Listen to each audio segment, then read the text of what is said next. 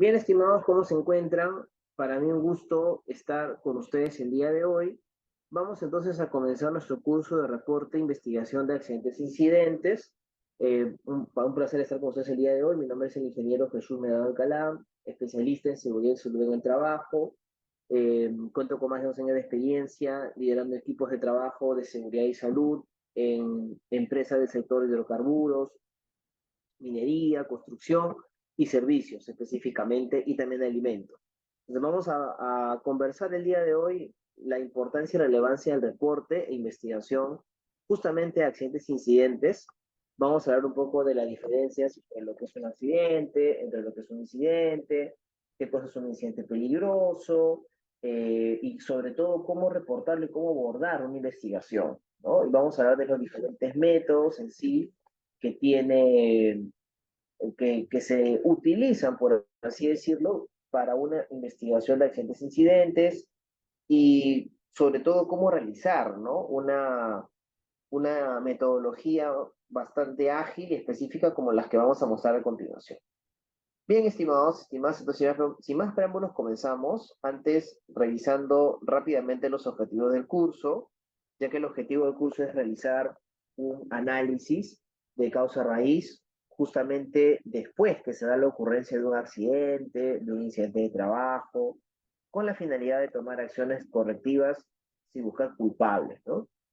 Revisar cómo se utilizan algunas herramientas también de investigación de accidentes, más que herramientas, métodos, y por ahí revisar un ejercicio práctico que creo yo les va a servir de mucho como ejemplo de una de las metodologías más ágiles que se utilizan hoy en día, como es el 5 por qué o también los 5 why, ¿no? En inglés.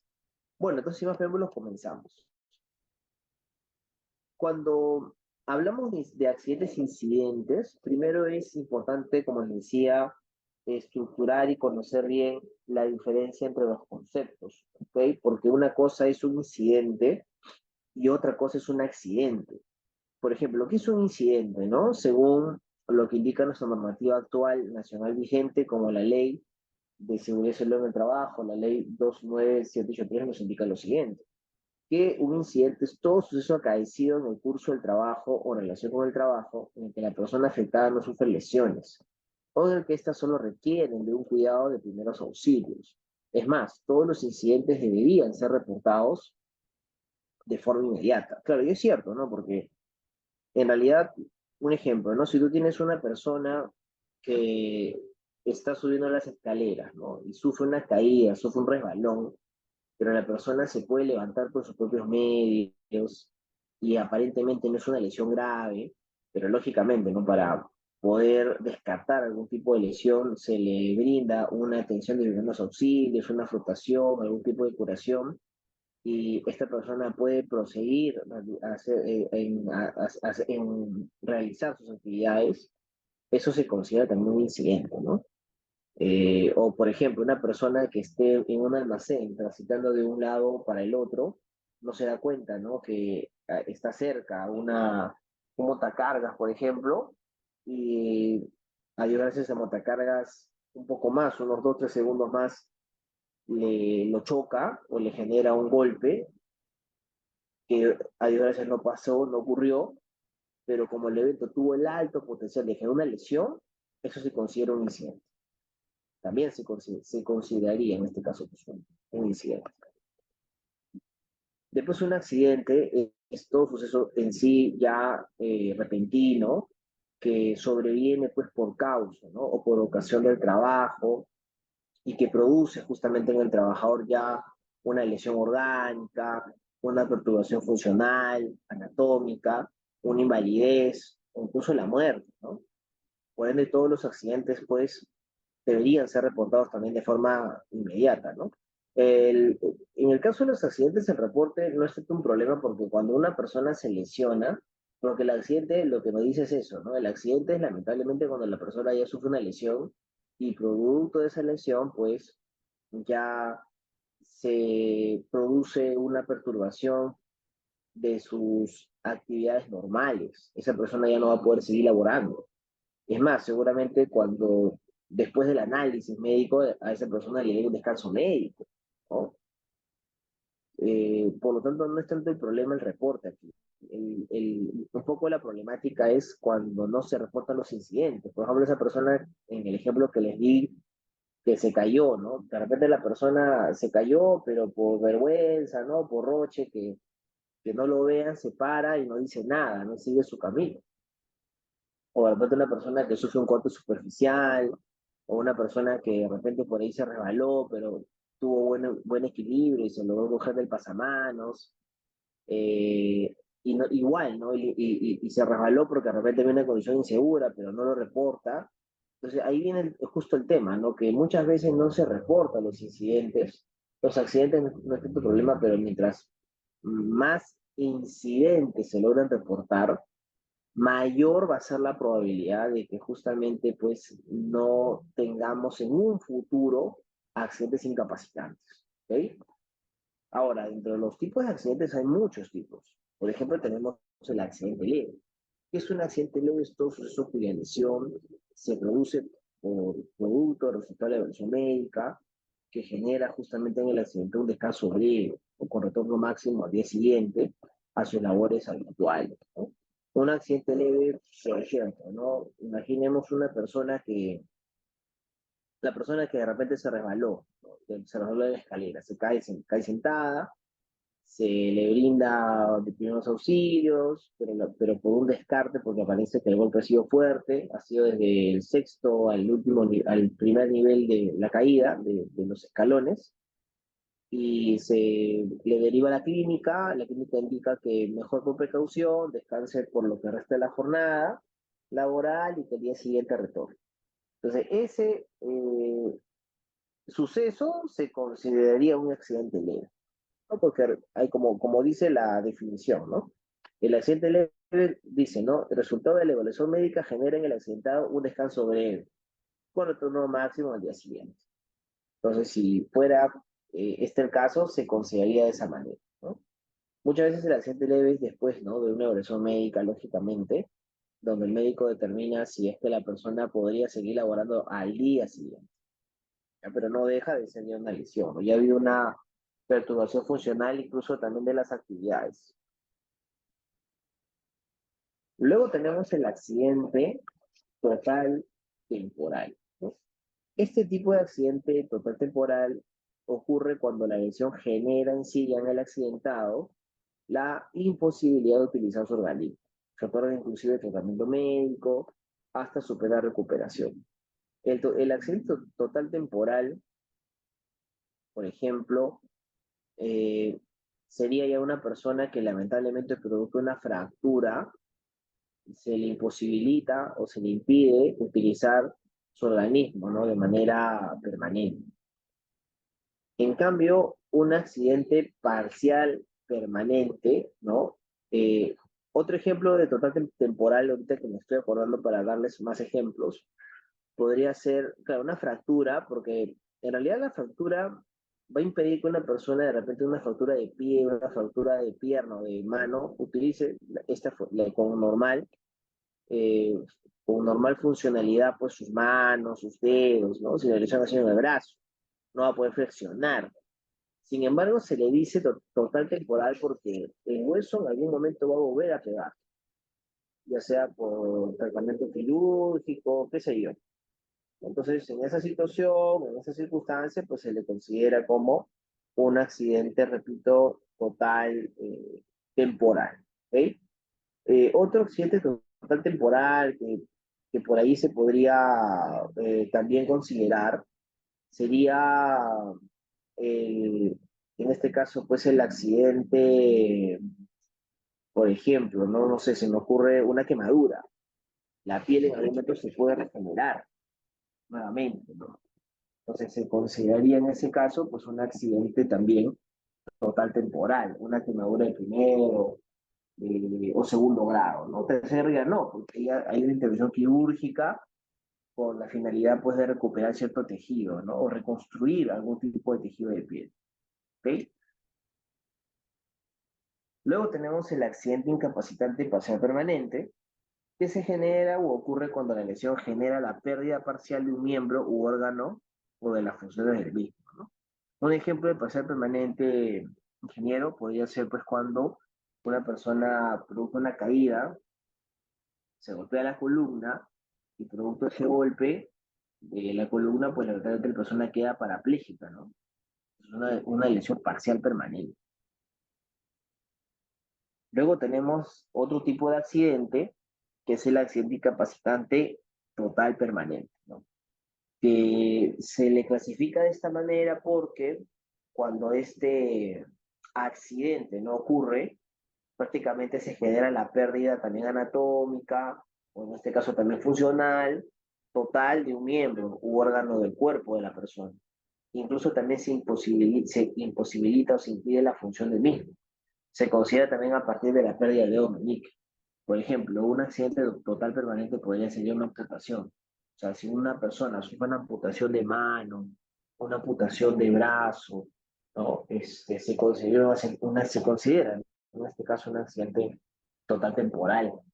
En el caso de también un accidente con pérdida de dedo meñique, también es bueno decirlo porque, por ejemplo, si una persona, no sé, le chancó el montacargas, ¿no? Le genera un impacto en el pie y esta persona, producto de eso, se rompe la uña, ¿no? Porque de repente el impacto ha sido tan grande que, bueno, a Dios gracias tenía zapatos de seguridad, el zapato de seguridad le logra proteger, pero de todas maneras la lesión o el impacto llega hasta la uña se rompe y claro, es un accidente, pero no podríamos decir que es total permanente, porque la uña se va a regenerar de cierta manera.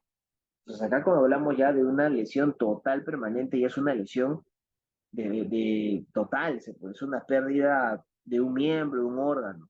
Por eso se considera, como lo dice a partir del dedo meñique. ¿Ok? Después tenemos el accidente mortal, que lógicamente es el accidente que nadie quisiera presenciar o quisiera sufrir.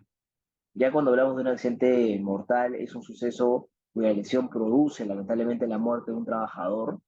Es más, cuando ocurre un accidente fatal, lo más idóneo es en ese momento generar un reporte de manera inmediata aquí a las autoridades más cercanas, como SUNAFIL, Ministerio de Trabajo, la Fiscalía, la Policía, ¿no? Para que pueda pues, tomar las medidas de diligencias del caso y por temas de normativa nacional, lo que tenemos que nosotros también tomar en consideración es que para efectos del Ministerio de Trabajo, pues se tiene que reportar en menos de 24 horas un accidente, en este caso fatal, ¿no? Cuando se dé. Y aquí justamente, miren, les he colocado una definición o como que un comparativo, se podría decir, para que ustedes puedan más o menos ver un simple caso y podamos analizar la diferencia entre un incidente y un accidente. Ahí vemos una persona a la izquierda que está llevando una carretilla y por donde ha pasado 2, 3 segundos después cae se cae una caja, ¿no? Como vemos. A Dios gracias o felizmente, pues la caja no le genera una lesión a esta persona, a este trabajador, y ese evento se le consideraría como, pues, justamente como un incidente, porque ese evento ha tenido el potencial, repito, de generar una lesión que a Dios gracias no ha ocurrido, pero se considera un incidente. Ojo, otra cosa, otro concepto que creo yo sería bueno mencionarlo son los incidentes peligrosos. ¿Qué es un incidente peligroso? Es todo suceso que también tiene el potencial de generar daño, pero no solamente a una persona, sino a más personas. Por ejemplo, una fuga de gas, un amago de incendio, un derrame de un químico, es un incidente peligroso, ¿no? Entonces, hay diferencia. Y ya en el accidente vemos un ejemplo o la figura del medio, donde esta vez la caja le impacta en el pie al trabajador. El trabajador seguramente, o vemos que ha tenido su EPP, su zapato de seguridad, el zapato ha prevenido que la lesión sea mucho más severa y la persona igual ha sufrido un golpe y va a la clínica, ¿no? Por precaución, y en la clínica le indican que mejor por precaución, pues descanse lo que resta de la jornada y regrese el día siguiente. Eso sería un accidente leve. Pero si se dan cuenta, para que ocurra el accidente leve, hubieron controles, ¿no? Que disminuyeron la gravedad. El, en este caso fue pues el zapato, ¿no? De seguridad. Luego tenemos el accidente incapacitante, que ya es cuando en este ejemplo pues la caja le impacta en todo el cuerpo de la persona. Como le impacta pues en todo su cuerpo, le genera múltiples lesiones. Allí ya se consideraría pues y se le daría pues el concepto de un accidente incapacitante, ya como más o menos lo vemos ahí. Ahora, después de eso, lo que tenemos que hacer es también nosotros evidenciar o revisar dónde se produjo la lesión, por qué se produjo, cómo se produjo. Y aquí lo primero y lo más importante, diría yo, es que tenemos que generar el reporte del accidente. Y en un reporte de un accidente, como su nombre lo dice, lo que se especifica o lo que se debe tomar en consideración son los datos del accidente. ¿Ya? ¿Cómo se genera un reporte, Jesús? Primero, se genera una notificación, ¿no? Un reporte, que es lo mismo. En una notificación o en un reporte, lo que van a ir son los datos principales de la persona accidentada. Nombres, apellidos, DNI, teléfono, tiempo de duración en la empresa, tipo de trabajo, ¿no? En la empresa, hora del accidente, lugar del accidente, testigos si es que se pudiera colocar, y una breve descripción del evento, ¿no? Sin colocar las causas, porque recuerden que solamente es un reporte, ¿no? No vamos a todavía indagar o no hemos todavía hecho un análisis mucho más exhaustivo del accidente. Por lo tanto, lo único que nosotros vamos a tomar en cuenta aquí es el reporte, ¿no? Solamente los datos principales de la persona, ¿no? O del trabajador. Ya después hará el análisis acerca de lo que es la investigación. Y claro, cuando ya hacemos la investigación, ¿ya? Del accidente, primero se toma en cuenta reunir una comisión investigadora. O sea, ya después que tú has notificado el accidente, hemos dado los datos principales, el siguiente paso es, pues, sin duda alguna, pasar a hacer la investigación. Y cuando ya hablamos de la investigación, ahí sí vamos a colocar, ¿no? No solamente los datos del trabajador, sino eh, el análisis, determinando cuáles fueron las posibles fallas del evento, ¿no? Como por ejemplo posibles daños, ¿no? Los factores personales, las causas inmediatas, los factores humanos, también, ¿por qué no decirlo? ¿No? Si la persona estaba distraída, desconcentrada, qué sé yo, factores, en este caso de trabajo, ¿no? De repente no había supervisión, las órdenes se dieron de manera incorrecta, tantas cosas que podrían haber pasado, ¿no? Pero ya repito, como les digo, esto ya va a ser parte del análisis, ¿no? Del accidente. Y posterior a eso, lo que se tiene que implementar o lo que se tendría que colocar serían las acciones correctivas, preventivas y de corrección con la finalidad pues de que el accidente una vez más no vuelva a ocurrir, no vuelva a generarse, ¿no? Que es la idea y es lo que se va a buscar. Como lo dije al principio, ¿no? Cuando uno investiga un accidente no se buscan culpables, eso, estimados, estimadas, es bueno recalcarlo, ¿no? Cuando uno investiga un accidente y toma la manifestación de testigos que estuvieron de repente cerca al evento, etcétera, no se trata de buscar quién tuvo la culpa. Lo que se trata de buscar es evidenciar qué cosas fallaron, si hubo errores de la empresa, errores del trabajador o de ambos, para de esa manera, pues, tener un mejor análisis, ¿no? Un mejor análisis, una mejor perspectiva de lo que significaría esto, de lo que tendríamos que hacer, ¿no? Para prevenir el accidente. Jesús, ¿y qué métodos podemos implementar para llegar a ese análisis? Bueno, un método, en realidad, para investigar accidentes hay muchos métodos. y muchas metodologías, ¿no? Como la metodología de el análisis de causa raíz, que lo vamos a ver ahorita, los 5 por qué, y también están otras metodologías como el diagrama Ichikawa, la tabla SCAT, la metodología ICANN, o sea, hay muchas de verdad, ¿no? Que ya lo vamos a ir revisando, ¿ya?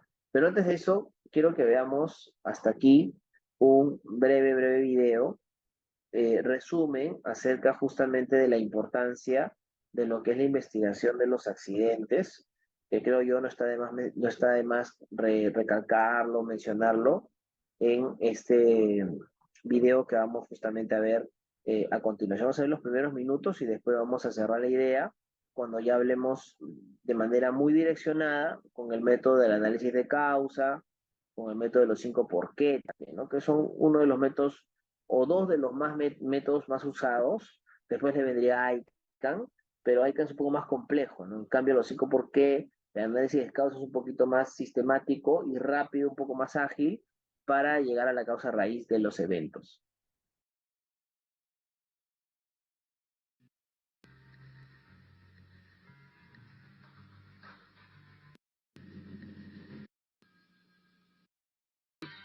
Vamos ya. Pasó donde está el congelador. La carretilla elevadora golpeó una escalera y derribó a un tipo. Bien, aquí estamos.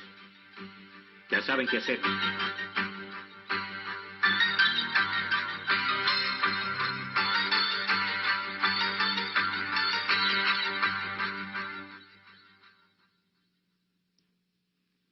Si le llaman para investigar un accidente de trabajo, ¿sabe exactamente lo que tiene que hacer? Probablemente utilizará su sentido común para investigar el accidente.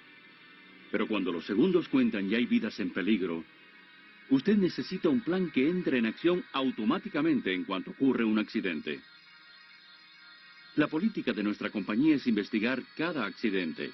No los llamamos incidentes, no los llamamos contratiempos, los llamamos accidentes. No importa si se trata de una contusión en un codo, una lesión grave o si no hubo lesión. Tal vez solo produjo daños al equipo, pero aún así sigue siendo un accidente y es necesario investigarlo. Investigamos todos los accidentes porque no creemos que los accidentes tengan que ocurrir. Y si ocurre alguno, queremos asegurarnos de que esta será la última vez. Nuestra prioridad máxima es la seguridad. Por eso queremos que tú ocupes un puesto clave en nuestro programa de seguridad. Te han asignado a Silvestre, un profesional en investigación de accidentes. Y hoy vas a investigar tu primer accidente. Repasemos los pasos de Silvestre en la investigación de un accidente. No importa que el accidente es grande, pequeño o casi no ocurre. Tomen buena nota de esto. Los pasos básicos para investigar un accidente son los mismos. 1. Esté preparado. 2. Estudie el terreno. 3. Ayude a los heridos. 4. Asegure el lugar de los hechos. 5. Reúna las evidencias. 6. Analice la información. 7. Recomiende los cambios necesarios. Y 8. Compruebe que se sigan sus recomendaciones. Si esto parece el entrenamiento de una brigada de asalto, así es. Se necesita un entrenamiento especial y una mente despejada. Aquí tomamos muy en serio la seguridad, tan seriamente que investigamos todos los accidentes que ocurren. Estudiamos los accidentes y aprendemos de ellos. Tenemos un plan para todo eso. ¿Quién es el responsable de la investigación? ¿Quién necesita ser notificado y cuándo? ¿Quién controla el área? ¿Quién le informa a los medios? ¿Quién es el responsable de pagar la investigación? En caso de accidente, el plan debe aplicarse con exactitud. Y si te envían al lugar, no tendrás tiempo para empezar a buscar un lápiz y un pedazo de papel. Debes disponer de antemano de un equipo de investigación de accidentes y tenerlo listo. El equipo debe incluir todo lo que necesitas en el lugar de los hechos. He aquí nuestro equipo de investigación de accidentes. Yo lo llamo el maletín de Silvestre. Está listo para entrar en acción. Una cámara y mucha película. Una copia de las normas de la compañía en cuanto a la investigación de accidentes. Una buena lupa. Reportes. Cinta de alta visibilidad. Guantes para trabajos duros. Papel cuadriculado. cinta métrica, cinta adhesiva, etiqueta de identificación, recipientes etiquetados para muestras. Cada compañía puede tener diferentes cosas en su equipo. Este se adapta muy bien a mis necesidades. Y así... Bien, ahí estaba el amigo Silvestre, ¿no? Bueno, Silvestre en el video nos narra un poco algunas definiciones que ya le hemos visto, pero también nos habla un poco de su metodología y de su forma de cómo realizar una investigación. Recuerden que de acuerdo al marco peruano, quien debería hacer las investigaciones de los accidentes son los miembros del Comité de Seguridad y Salud en el Trabajo, ¿ok? Ellos son los principales actores a la hora de realizar la investigación. Lógicamente no lo van a hacer solos, deberían conformar o debería conformarse pues una comisión investigadora, y esa comisión investigadora va a realizar pues todas las entrevistas, los análisis, el mapeo, la inspección, va a generar la solicitud de algunos procedimientos, de algunos registros, qué sé yo, ¿no? Que estén netamente asociados pues con el accidente. Eso es lo que básicamente pues se va a tomar en consideración o se va a tomar en cuenta antes de realizar la investigación de incidentes accidentes.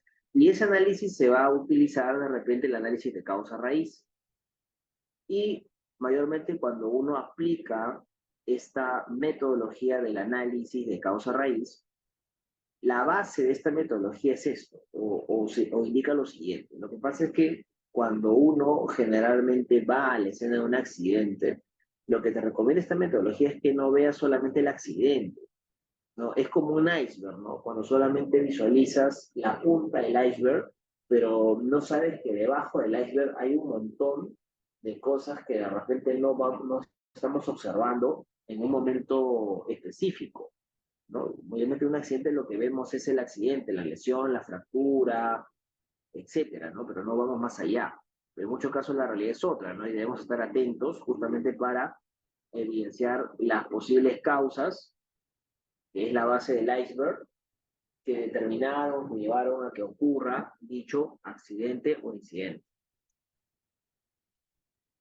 La investigación, por ende, de incidentes y accidentes, a raíz del análisis de causa, están conectados, ¿no? Fundamentalmente por tres preguntas. El Comité de Seguridad y Salud en el Trabajo, como lo dije, es quien debe investigar los accidentes y los incidentes. ¿Y qué cosa va a investigar? A partir de tres preguntas. Primero, ¿cuál es el problema? O sea, ¿qué fue lo que detonó que se genere la lesión? No solamente qué cosa se hizo para que se detone la lesión, sino por qué ocurrió la lesión. ¿Hubieron errores por parte del empleador, el trabajador o de ambos? Que eso que ocurra. ¿Qué se hará para poder prevenirlo? Si ahora ya sabemos por qué ocurrió y cuál fue lo que falló, qué cosa fue lo que falló, entonces ahora la pregunta es qué vamos a hacer para prevenirlo. ¿Qué vamos a realizar o poner en marcha nosotros para poder prevenir, ¿no? Que esto se vuelva a dar o se vuelva a producir y que lamentablemente pues ponga en riesgo la vida de una o más personas incluso, ¿no? Por eso hay que definir las metas, analizar las causas y prevenir dando soluciones. Por eso que les hablé antes de esto, les puse como ejemplo que después de reportar el accidente con los datos principales, se hace la investigación. Y dentro de la investigación hay una parte que se hace mención a las acciones correctivas y preventivas. Haciendo un breve resumen, ¿qué cosa es una acción correctiva? Es una acción tomada para eliminar la causa de una no conformidad detectada u otra situación indeseable, ¿no? Si el accidente fue porque había un piso mojado, una acción correctiva es, en ese momento, limpiar el piso. Y una acción preventiva, ¿qué cosa es? Es una acción tomada para eliminar la causa de una no conformidad potencial u otra situación potencialmente indeseable. Claro, la acción preventiva sería colocar señales de seguridad la próxima vez, capacitar al personal que de repente no señalizó el área del piso mojado, ¿no? O capacitar también de paso a los peatones para que cuando caminen pues no estén distraídos, mirando el celular, qué sé yo. Eso sería una acción preventiva. Y una corrección es una acción tomada para eliminar una no conformidad detectada. Si de repente la persona tenía que poner la señal de piso mojado, pero no lo puso, habría que realizar una sensibilización, un refuerzo, ¿no? En términos de entrenamiento, ¿no? O una amonestación, qué sé yo, pero eso ya es parte de una corrección, ¿ya? Entonces tenemos tres tipos de medidas que se toman en cuenta y que van dentro de la pregunta, ¿cómo podríamos hacer para prevenir que el evento vuelva a generarse? ¿Okay? Y el proceso, dice, el análisis de causa raíz debe describir los hechos del caso, a fin de que las relaciones causales sean claras. Claro, o sea, mi análisis de causa raíz me debe de ayudar a mí a determinar si el evento fue por un acto o condición y de dónde partieron estos actos o condiciones y qué haremos para que no vuelvan a originarse. ¿Okay? Luego tenemos el otro método, que es el método de los 5 por qué, o también conocido como los 5 why. ¿Qué cosa es este método? Bueno, este método es una técnica, ¿no?, sistemática de preguntas utilizada justamente en una fase de análisis de problemas que lo que busca es posibles causas principales al evento no deseado. Y la técnica aquí requiere, por ejemplo, que el equipo pregunte por qué al menos unas 5 veces, al menos, ¿no?, unas 5 veces, ¿no? En este caso, pues, para llegar a la causa raíz. Cuando ya se pregunte 5 veces y no se pueda llegar a preguntar otro por qué nuevamente, ese último por qué será la causa raíz, ¿ya?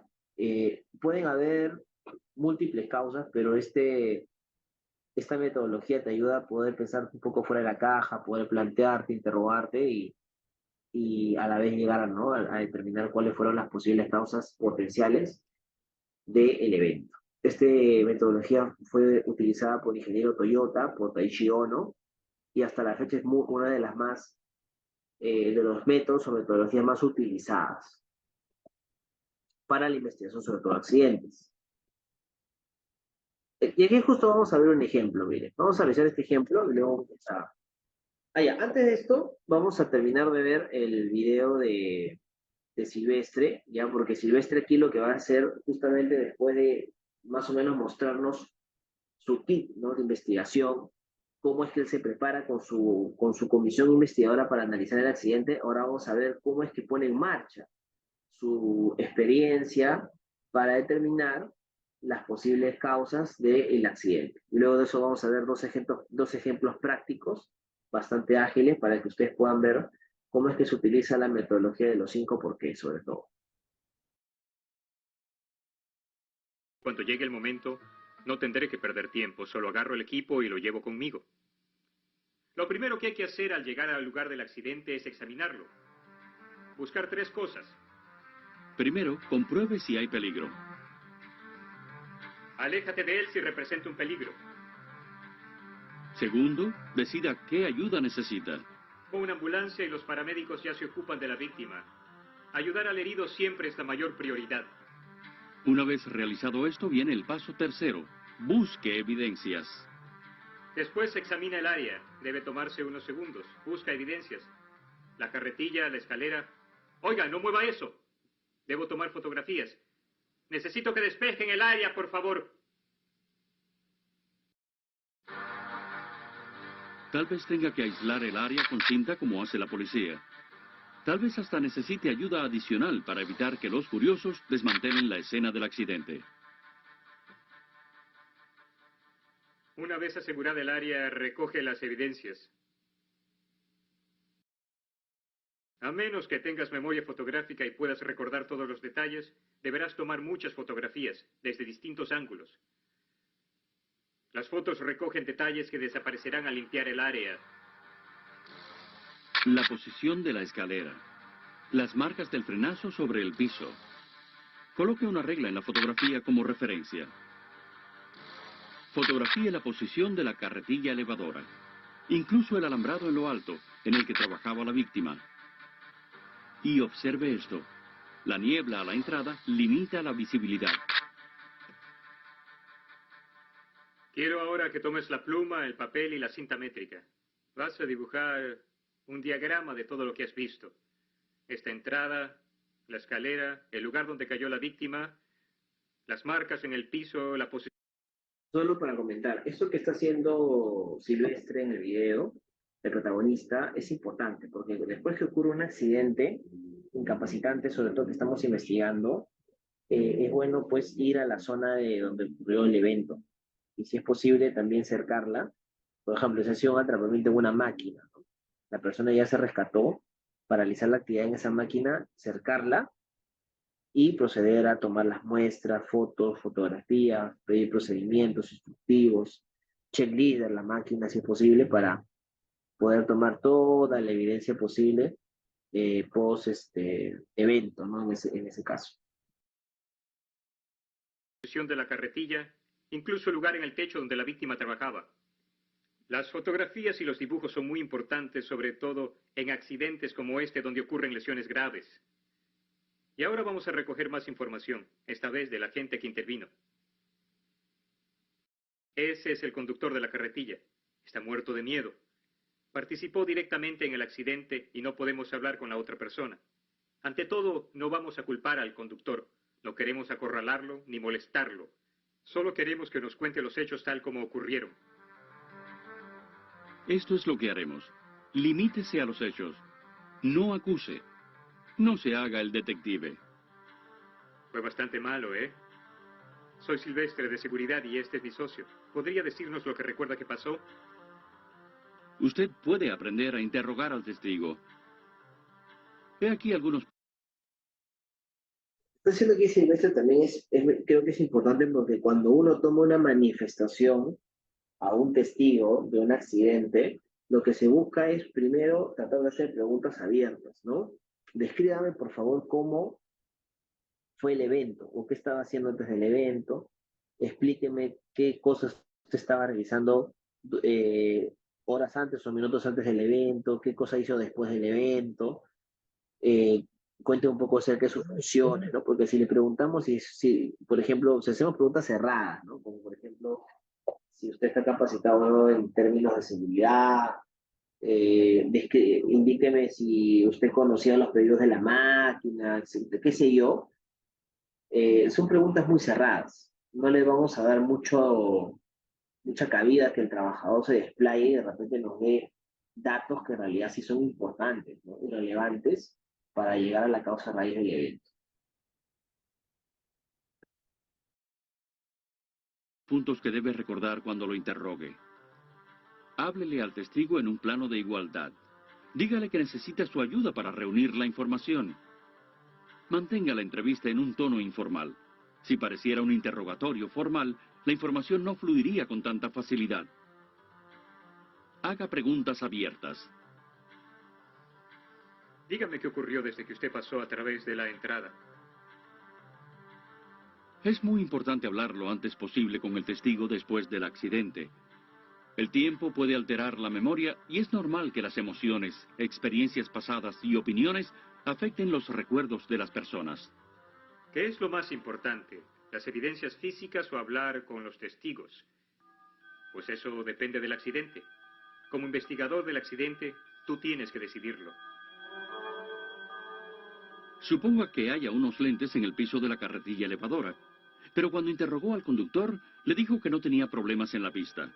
Es importante tener la evidencia física que indica que él utiliza lentes, y es igualmente importante que durante la entrevista él dijera que no tenía problemas en la vista. La mayoría de los accidentes pueden reconstruirse siguiendo la evidencia física. Por ejemplo, el accidente que examinamos. Las marcas del frenazo, los rasguños, la posición de la carretilla, de la escalera y de la víctima. Un experto puede saber a qué velocidad iba la carretilla y a qué altura de la escalera estaba la víctima al caer. Y en cuanto a la niebla, aseguro que fue un factor decisivo para que el conductor no viera la escalera hasta el último instante. Busquen después otras cosas, por ejemplo, estas luces. Estaban encendidas, funcionan siquiera. Observen estas horquillas. Pasar por la entrada con las horquillas en una posición elevada es muy peligroso. Como investigador de accidentes, no se espera que usted sea un experto en el análisis de cada dato de información, pero debe saber cuándo tiene que pedir ayuda. Al romperse una cadena, su carga cae sobre un obrero. No se sabe si se rompió por exceso de peso o debido a un defecto de la cadena. Tome fotos de la cadena rota y de la carga. No importa quién analice la información, no hay experto que pueda analizar lo que no aparece ahí. Es su responsabilidad recoger la evidencia que pueda salvarse y fotografiar o dibujar sobre papel la evidencia que no pueda salvarse. Una vez recogidos los datos, armemos el rompecabezas. Pregúntense a sí mismo, ¿había condiciones de peligro? Eso creo. Además de hallarse la escalera frente a la entrada, la niebla bloqueaba la visibilidad. Eso creaba un peligro. ¿Hubo falta de entrenamiento? Evidentemente el hombre de la escalera conocía los procedimientos para trabajar en un área por donde pasan carretillas elevadoras, pero su compañero se fue a almorzar dejándolo solo en el trabajo. ¿Eran adecuados los procedimientos? ¿Habría que cambiar alguno? Bien, podría recomendarse colocar algún tipo de barricada temporal, tales como conos de seguridad, para avisarle a los operadores de las carretillas de que hay trabajadores en el área. ¿Se utilizó el equipo adecuado? En este caso, eso parece. ¿Algún trabajador actuó de una manera peligrosa? ¿Estaba el trabajador soñando despierto o tomando medicamentos adquiridos por él o recetados por un médico? ¿Intervino el alcohol en el accidente? ¿Tomaba drogas ilegales el obrero? Usted debe estar preparado para hacerle una prueba de drogas, pero debe tener mucho cuidado de no sacar falsas conclusiones. Después de analizada la información, llegamos a la conclusión de que este accidente fue el resultado de lo siguiente. Infracción de la regla de los dos hombres. Un hombre dejó su puesto de vigilancia y el otro decidió subir la escalera y hacer solo el trabajo. La carretilla elevadora iba con exceso de velocidad. Un análisis de las marcas del frenazo y la evidencia que aparece en las fotografías son prueba de estas infracciones. La visibilidad a la entrada del congelador no se mantuvo despejada. La niebla en la entrada indica que el conductor de la carretilla iba casi a ciegas. A partir de mi análisis y conclusiones, recomendaré cambios que corrijan esos problemas y después vigilaré que se cumplan. Haremos esto. Recomendamos colocar una luz encima de la entrada. Colocar conos de seguridad para que las carretillas elevadoras no se acerquen a menos de 30 pies del área de trabajo. Dar un curso de repaso obligatorio sobre seguridad a los operadores de las carretillas elevadoras cada 6 meses. ¿Tanto trabajo por un pequeño accidente? Pues no. Bien, ahí estábamos viendo justamente las posibles causas y cómo prevenir, ¿no? los eventos, en este caso, y cómo también se ha hecho, o sea, cómo Silvestre ha hecho un abordaje, ¿no? De cada uno de las medidas para poder prevenir, en este caso, los accidentes y los incidentes. Entonces, vamos a ver, por ejemplo, este primer ejemplo. Dice, Carlos, supervisor de bodega, caminaba por el pasillo número 5, ¿no? De la bodega de productos terminados, buscando un producto. De pronto resbaló sobre una mancha de aceite, perdió bruscamente el equilibrio y cayó al suelo, apoyándose en su mano derecha, lo que le produjo justamente una fractura en la muñeca. ¿Ok? Analizando seguramente y tomando como mayores referencias, tenemos algunos antecedentes. Después seguramente de haber analizado, de haber tomado como referencias algunos puntos de los manifestantes, tenemos algunos antecedentes, ¿no? Como que la iluminación satisfactoria y los pasillos sin obstrucción o deformaciones, dice, no se evidenció que Carlos tenga problemas fisiológicos y psicológicos y su estado de salud es normal.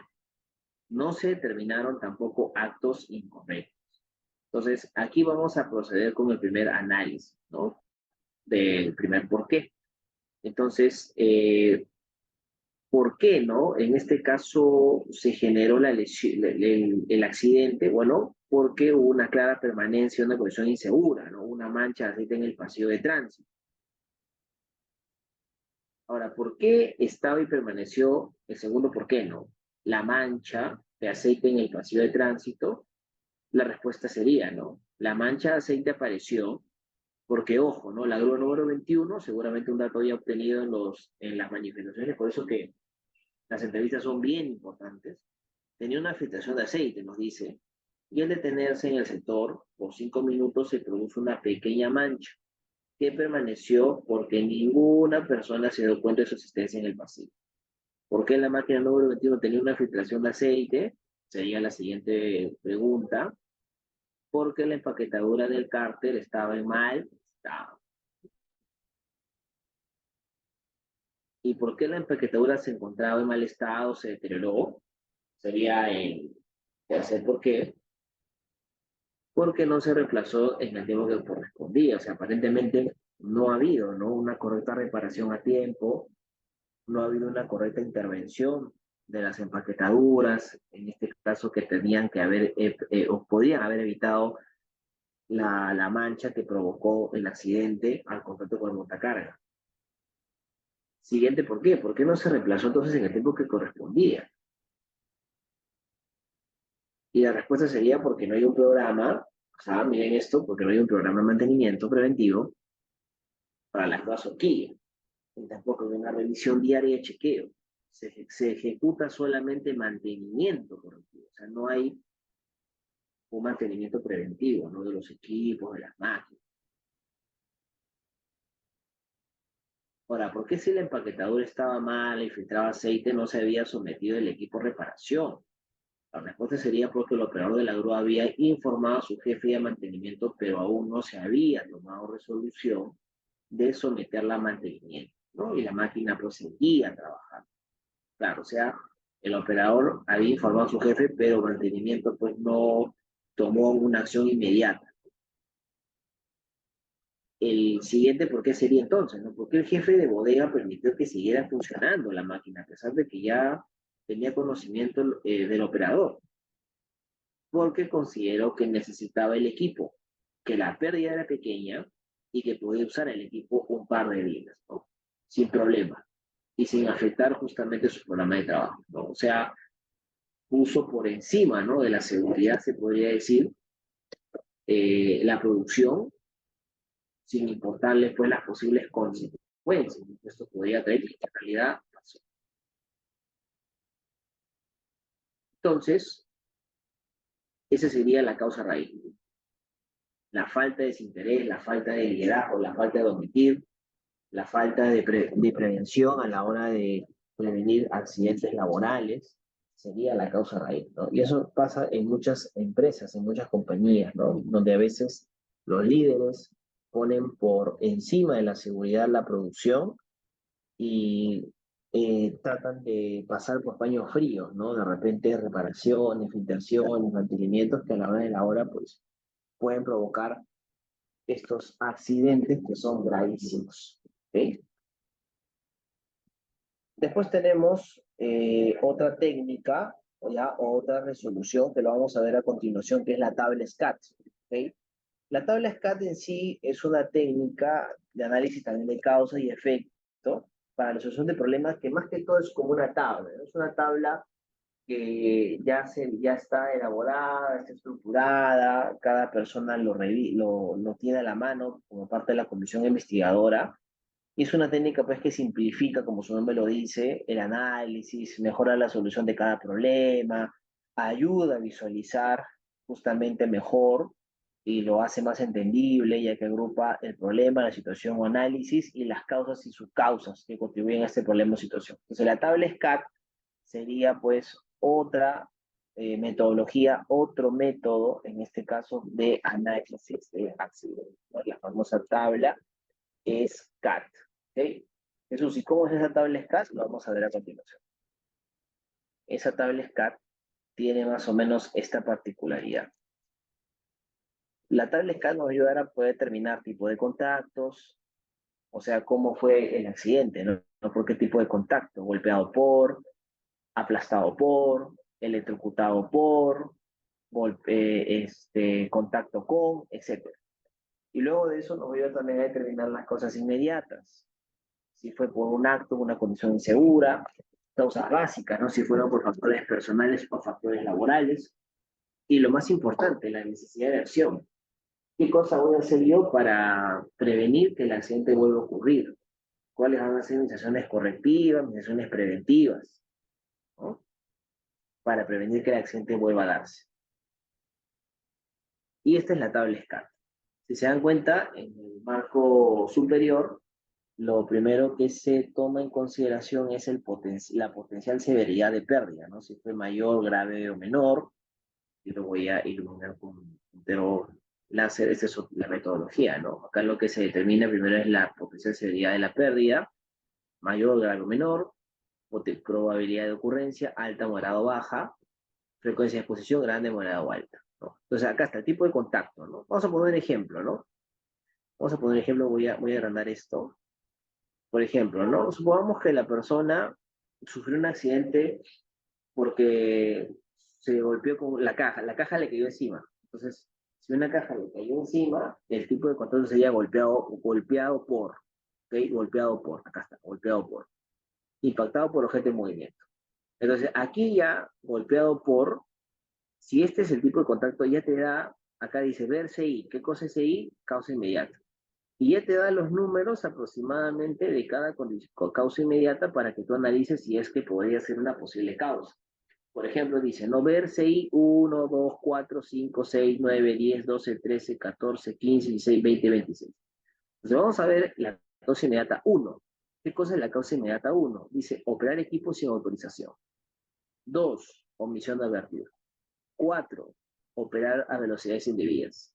5, desactivar dispositivo de seguridad. 6, usar equipo efectuoso. 9, colocación incorrecta. 10, levantar incorrectamente. 12, dar aviso de equipo de funcionamiento. 13, jugueteo, o sea, hacer bromas en el trabajo. 14, baja influencia de alcohol y drogas. Bajo influencia, perdón, de alcohol y drogas. 15, uso indebido del equipo. 16, guarda barrera inadecuada. 20, sistema de advertencia inadecuado. Y 26, que es iluminación deficiente. En este caso, si yo, no sé, si de repente a una persona se le cayó una caja porque operó mal un tecle, entonces sería operar equipo sin autorización, ¿no? O operar equipo sin advertir. En este podría ser, ¿no? Estamos suponiendo. Si fuera omisión de advertir, acá qué cosa me dice, ver CB. ¿Qué cosa es CB 1, 2, 3, 4, 5, 6, 7, 8 hasta 15? ¿Qué cosa es CB? CB son las causas básicas. O sea, ahorita yo ahí en mi causa inmediata. Ahora, si mi causa inmediata ha sido 3, omisión de asegurar, ya ellos me dan directamente las posibles respuestas de cuál sería mi causa básica. Sería la causa básica 2, dice, ¿no? Causa básica 2 es capacidad mental, ¿no? Capacidad mental como, por ejemplo, vamos a hacerle un zoom de nuevo, como por ejemplo, miedos o fobias, ¿no? De repente a la persona se le quedó la caja porque tenía miedo a la altura o miedo a usar un tecle, qué sé yo, podría ser. O el 3 nos dice, ¿no? El 3 o el 4, tensión mental o psicológica, sobrecarga emocional, de repente la persona estaba estresada, fatiga debido a la velocidad o carga de trabajo mental, ¿no? O sea, podría ser cualquiera de estas y ya tú vas como que seleccionando cuál de estas posibles causas básicas es acorde o tiene relación con el caso que tú estás investigando, ¿ya? Supongamos que sea 4, ¿ok? Acá que dice, ¿no? Si es 4, tensión mental o psicológica, tu causa básica, acá te dice ver NAC. ¿Qué cosa es NAC? NAC es, ¿ya? En este caso sería acciones correctivas, ¿ok? Las acciones correctivas, necesidad de acciones correctivas, eso es NAC. Y con eso terminaría, porque acá te dice, no ver NAC o necesidad de acción correctiva 1, 4, 5, 6, 10, 11. Te irías a revisar las acciones correctivas y ya revisarías pues, justamente cuáles podrían ser, ¿no? Capacitación, entrenamiento, que también lo vas a encontrar aquí en la tabla, ¿ok? Aquí le falta un cuerpo a la tabla, pero en lo que continúa el segundo cuerpo, ahí tú vas a poder observar las causas, la necesidad de causas básicas, de acciones correctivas, necesidad de acciones correctivas. Entonces es un poco más sencillo si se dan cuenta. No, no tan sencillo, pero sí un poco más, se podría decir, más simplificado, ¿no? Como su nombre lo dice. Vamos a ver este siguiente ejemplo. Aquí, por ejemplo, vemos otro accidente, pero miren, este accidente es un accidente por quemadura. Este accidente ocurrió en el 2018, ¿ok? El 21 de septiembre de 2018, ocurrió a la 1 de la tarde. y generó en la persona o el trabajador 8 días perdidos. Vamos a revisar. Dice, el funcionario se encontraba preparando pasta de azufre requerida para un refrentado en un hormigón, que consiste en una mezcla de fumacita y azufre. Y bueno, para esta actividad se debe homogenizar la mezcla en una marmita, que es como una olla, a una temperatura de 130 grados, 145, revolviendo con un cucharón metálico con una mezcla a alta temperatura. Y durante la revoltura la pasta de azufre se salpicó fuera de la marmita, haciendo contacto con la piel de la muñeca derecha del funcionario, del operario, en el espacio existente entre la polera de manga larga y el guante. Claro, si nos damos cuenta, miren la foto, él está usando este guante, ¿no? Y acá está su polera. Entonces acá, entre la polera y el guante, seguro tenía un espacio descubierto. Ahí justamente ha salpicado la solución a 140 grados y ha producido esa quemadura, ¿no? En la muñeca derecha. El funcionario se encontraba utilizando guantes, mascarilla con doble filtro, lentes y polera manga larga. Claro, pero justo la salpicadura ha sido en el espacio donde no estaba protegido. Entonces, lo que tendríamos que analizar aquí es qué cosa ocurrió. Entonces, si nosotros de repente hacemos un análisis, ¿ya? Usando ya sea la tabla de los 5 por qué, o ya sea en este caso la tabla SCAT, podríamos llegar a esta conclusión, que hubo un acto substante, un acto inseguro, ya que el operario revolvió la mezcla de manera inapropiada, o sea, al parecer no la revolvió quizás muy fuerte, que hizo que salpicara, ¿ok? Como condición subestándar, el equipo, además de eso, el equipo de protección personal, el guante, por el operario es inadecuado o insuficiente, ¿no? Para lo que es el refractado de hormigón. ¿Por qué? Porque hemos visto pues que tenía una zona desnuda entre su manga y su guante. Había una zona descubierta. Entonces, si tú tienes un EPP que aparentemente te va a proteger la mano, los brazos, no puede haber nada descubierto. Me parece que era un EPP inadecuado. Tendría que utilizar un guante de una caña un poco más alta que le ayude a proteger esa zona descubierta. Y también hemos hallado un factor personal, que es que el operario posee una breve experiencia de labor, ya que la persona lleva recién laborando o haciendo esta actividad hace 3 meses. Y además de eso nos dice que el operario y su supervisor no han tenido una capacitación en permisos de trabajo seguro, o sea, aparentemente no han llevado, ¿no? No lleva un curso de análisis de riesgo, de análisis preventivo, ¿no? Para prevenir estos eventos. Y bueno, como medida de control y seguimiento, se ha incluido el cambio de un guante para realizar la actividad del refrentado de testigos de hormigón. Se ha considerado también la difusión del accidente a todos los funcionarios de la unidad de laboratorio central, donde ha sido el accidente, claro, para que tengan conocimiento, ¿no? Porque si le pasó, le podría haber pasado a cualquier otro operario o funcionario. Se ha considerado también la evaluación de la implementación del uso de un buzo Tiber u overol adecuado para el refrentado y una capacitación en permiso de trabajo seguro del refrentado. Claro, para que la persona también sepa cuáles son los riesgos, los peligros, ¿no? Y la necesidad que se tendría que él cumpla con el procedimiento y con el uso adecuado de los EPPs y todas las medidas preventivas. ¿Ok?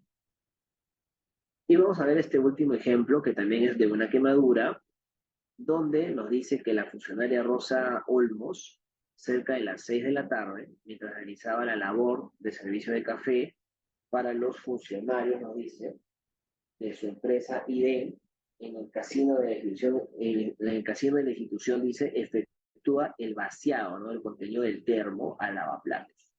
Al realizar dicha maniobra, el agua caliente, dice, del interior del termo salpica, cayéndole en su mano derecha, abarcando el dorsal más parte del pulgar, lo cual le provocó irritación y la aparición de ampollas en su mano.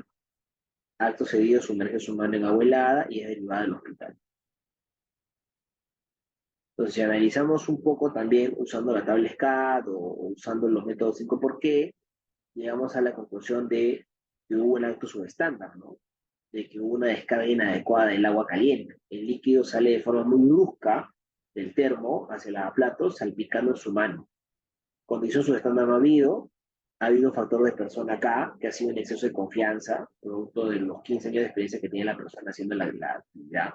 Y eso pasa muchas veces, ¿no? Porque cuando uno a veces investiga los accidentes, los incidentes, muchas veces las personas por una alta experiencia en las actividades se confían y no toman en cuenta los riesgos.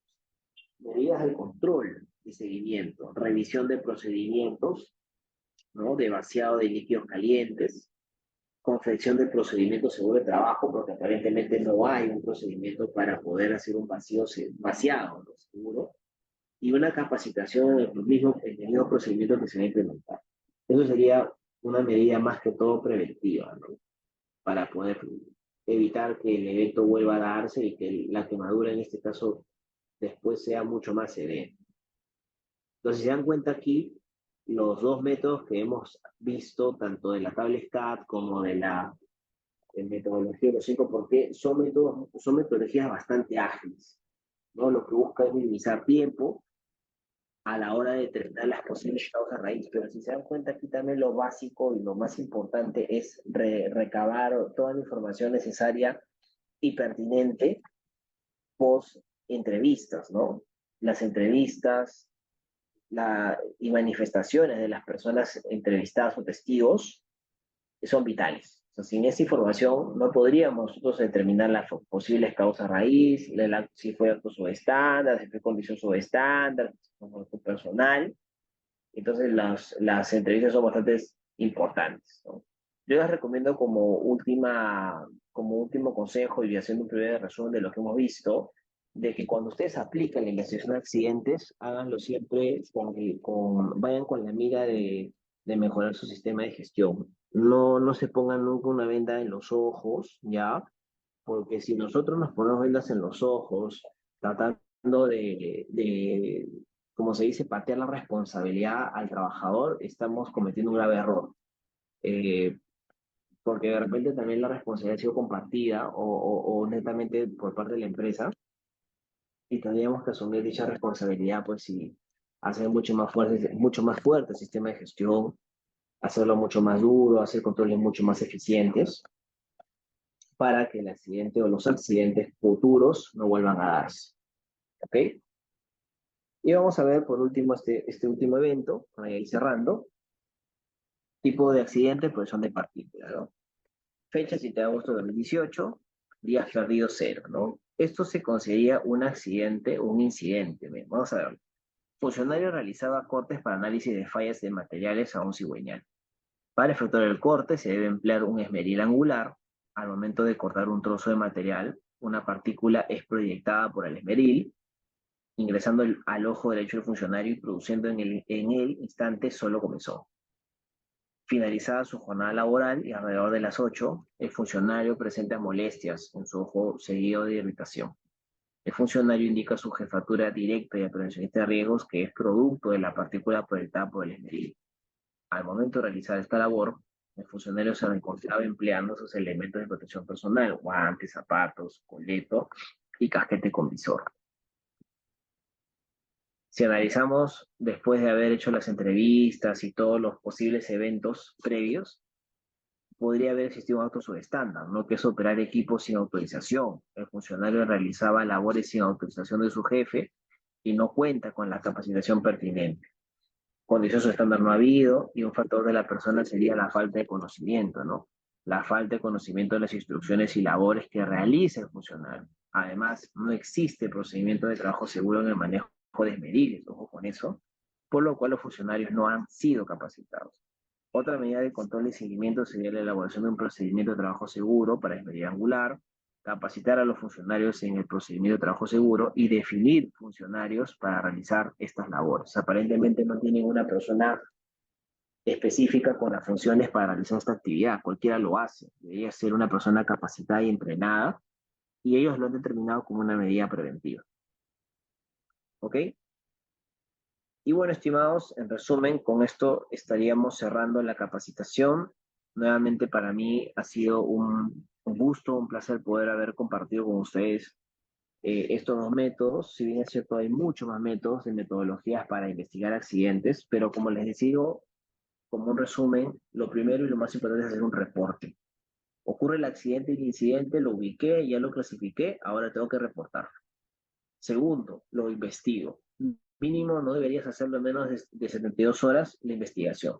Mucho peor aún si ha sido un evento grave. Algo más que les quiero recomendar. Si cuando ocurre un accidente grave, lo ideal es que también ustedes convoquen a reuniones extraordinarias del comité, ¿no? Para que el comité pueda revisar y hacer un análisis de las causas de dichas situaciones críticas que pudo haber pasado el accidentado, ¿no? Y de esa manera tener una evidencia del manejo y control que se está llevando, ¿no? Ante cada posible accidente grave. Bien, estimados, no sé si hasta aquí tendrán quizás alguno de ustedes igual consultas, lo pueden hacer, derivar con la persona específica. Para mí, repito, ha sido un placer estar con ustedes el día de hoy. No, el mejor accidente es el que no se investiga, al igual que el método, y lo ideal para eso es llegar a una cultura preventiva de seguridad y salud, que es lo que se quiere, una cultura interdependiente donde prime el mutuo cuidado entre compañeros, entre trabajadores, que eviten la generación o la ocurrencia de accidentes. Sin más que decir, me despido y muchas gracias a ustedes por su participación y atención.